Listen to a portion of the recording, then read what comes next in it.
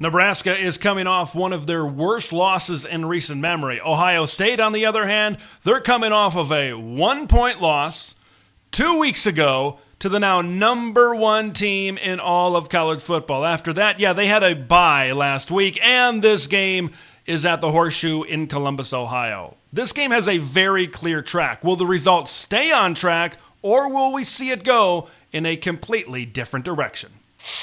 From LA to Piscataway, all Big Ten all year long. This is Big Ten 10. I've got a pretty good idea. I've got a pretty good feeling where the mindset and the mentality of the Ohio State Buckeyes football team is right now. I think that this is a very motivated team. They've had 2 weeks to kind of sit and think about that loss to Oregon on the road on October 12th. I think they're certainly going to come in ready to play and ready to make a statement in this big noon Saturday game on Fox against the Nebraska Cornhuskers. But I got a question about Nebraska. Where is the mindset? Where is the mentality of this Cornhuskers football program coming off a 49-point loss to the Indiana Hoosiers last week? This Nebraska football team, even during the Scott Frost era, was predicated on playing close games. Now, they came up short in a lot of those close games, but we haven't seen a Nebraska team get beat like that in a long, long time. This is a team that looked slow. This is a team that looked clunky. This is a team that did not look very prepared to play in this football game. They didn't look ultra motivated when they were playing during this football game. They've got a lot to get right to get more confidence going to the second half of the season. I'm not sure if this is the game to get momentum and confidence when you're going on the road to one of the most talented teams in all of college football. Now, really ever since Illinois is when Nebraska has started to look a little bit different, and it really focuses on the offensive side of the football. This is an offense that has been below average since that Friday night overtime loss to the Illini a handful of weeks ago. You could go down the list of some of these games, right? They didn't score until late in the third quarter against Purdue, of all teams. They only scored 14 points against Rutgers. Of course, just 7 against Indiana. It has been a lackluster offensive effort, and the fan base has been frustrated. And frustration earlier this week kind of increased of what offensive coordinator Marcus Satterfield had to say during his midweek press availability. As a play caller, what's that target number for yards per play that you would aim for? That's within reason. That's a good play. Or it's between 4 and 6. I don't know what. I honestly don't even know what leads the country in yards per play. What would be a top yards per play? You guys are at 5.5 right now. That's why I asked. Yeah, it's a great question. You stopped me. I don't want to lie to you. I don't know what's leading the country, but I want it to be a little bit more than what it is now, for sure. I can hear a collective groan maybe from the Nebraska fan base after watching that clip from his press conference this week. All right, let's focus in on what he had to say. Because, all right, he didn't know what the national average or what the national high was in yards per play. And when you take a look at what his expectations and maybe what his thoughts were, his range of 4 to 6, folks, that's not a great offense. Right now, Nebraska, as the reporter said, is sitting there at 5.5 offensive yards per play. Before I go any further, the reason why we're talking about this, and the reason why the reporter brought this up and now why I'm talking about this right now, a lot of people around football really look at yards per play as the ultimate analytical measure on how your offense is doing. Nebraska's 5.5 offensive yards per play ranks 86th in all of college football. Now, the high end that Satterfield brought up, that would be good enough. The 6 offensive yards per play, would be 46th in all of college football. Like, that's the ceiling of his range. The low end at 4 would be good enough for second to last, 133rd in all of college football right now. And earlier on during his press conference, he said, I need to be able to get back to the run game and really need to be able to focus on that part of this offense. Yeah?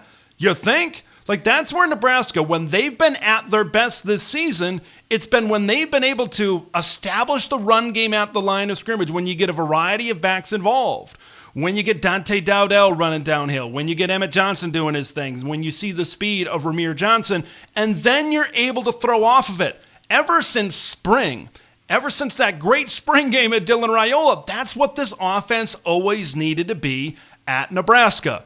Now let's look at a team also in the Big Ten, the Iowa Hawkeyes. Look, even though that their floor has been raised offensively in Iowa City, it's still the Iowa offense. It's still certainly not fantastic. But they have a yards per play of 5.81, which is good enough for 66th in the country right now. Now, why are they 20 spots ahead of this Nebraska offense right now? Is because they're able to generate explosive plays in the run game with Caleb Johnson. When you look at the Nebraska offense, they're having a difficult time establishing the run and running the football well, and they're not generating explosive plays over the top in this pass game or this run game. So when you can't run the football effectively and when you can't generate explosive plays, that's not a good combination of what you're doing on the offensive side of the ball. Now, I lay out these numbers, I lay out these stats, I lay out these facts because it's identifying where the Nebraska offense is right now. And playing up against one of the best defenses in college football in the Ohio State Buckeyes is certainly no easy task. Now, what does Nebraska have to do in this game offensively to try to get some momentum against this Buckeye defense? I think the first thing is you got to try to see if you can do what Oregon was able to do. They were able to win some one-on-one matchups on the outside against the Denzel Burks and the Davison Igbenosons of the world over there at corner. Here's the news, though, that I'm going to break to the Nebraska Cornhuskers. You don't have an Evan Stewart. You don't have a Tez Johnson. You don't have a Trayshawn Holden. You don't have the wide receiver talent. I don't think anybody does. The talent just isn't there, and I think the offensive line for Nebraska is also going to have a difficult time containing what the defensive line, this four-man front for the Ohio State Buckeyes, because this is one of the best fronts in all of college football. I think Ohio State could celebrate an early Thanksgiving and gobble up this Nebraska offensive line. I think that this is a big matchup advantage. I think that they can shorten the time that these routes have to develop downfield for Dylan Raiola. I think that they can put pressure on Dylan Raiola and rattle him a little bit. You saw what happened when Indiana was able to do that. I think another thing Nebraska has to do, they got to find a way to run the football. Marcus Satterfield said it. I've been saying it all season. This is an offense that needs to be able to pound the rock. But going up against an interior defensive line, which maybe it's the dirty little secret about this Ohio State team, that actually the interior of the defensive line might be as good or maybe a little bit better than the exterior with Jack Sawyer and JT Tuimoloau. It is going to be tough sledding to run the football up the middle on Ty Hamilton and Tylik Williams up front, man. And the way this Nebraska offensive line is, and we talked about the injuries earlier this season, I think that could rear its ugly head in this game against this great defensive line that exists for the Ohio State Buckeyes, and they've got good linebackers that can certainly come up and make some tackles and make some plays in this as well. Nebraska, a goose egg, 0 100-yard rushing performances this season. I know they've kind of divvied the carries up, but still, that's not a great sign, and that's kind of telling as to where this Nebraska run game currently sits up front. So I think the things that Nebraska needs to be able to do against Ohio State, I think Ohio State can certainly defend them very well. I know there's been a lot of things stacking up against Nebraska in this preview, but what about when we shift to Tony White's defense? Maybe there's an opportunity to get some pressure on Will Howard in this football game. Ohio State starting left tackle Josh Simmons is out for the remainder of the season. So maybe that's something that Nebraska can exploit during this football game, and they're going to need to. They're going to need to be able to get heat on Will Howard. But Will Howard is a mobile quarterback. He can certainly keep the pocket alive. He's been able to prove that throughout this season. And then look at how Indiana played up front against this Nebraska defensive line. Yeah, they played pretty well. Now, why was Indiana able to do what they were able to do? It's because they ran the football extremely well. The Hoosiers, 215 yards and 5 touchdowns on the ground against this Nebraska front that had not given up a rushing touchdown up until that point. I think Ohio State knows what's going on, certainly over there at left tackle. I think that the strength of this offensive line comes to the middle. Seth McLaughlin at center. Donovan Jackson over there at guard. I think that this is a Buckeye offense. I think Chip Kelly is going to look to run the football up the middle. He's going to look at what Indiana was able to do last week, where they really went to a run-first approach and then isolated some passing matchups and took advantage over there. I think Ohio State has a big-time advantage, and I think that they can replicate what Justice Ellison and Tyson Lawton and some of those other guys were able to do last week for Indiana against this Nebraska Cornhuskers front. Ohio State's ability to run the football also isolates the pass rush that could be coming off the edge for Nebraska in this game. So I think that's going to be a game plan that they're going to look to capitalize on. And then, just like Indiana, when they were able to run the football, you take advantage of the one-on-one matchups on the outside. And there are better one-on-one matchups for Ohio State than there were for Indiana. Jeremiah Smith and Emeka Egbuka, I think, could have a fantastic day. Both of them could have a fantastic day. All right, folks, prediction time.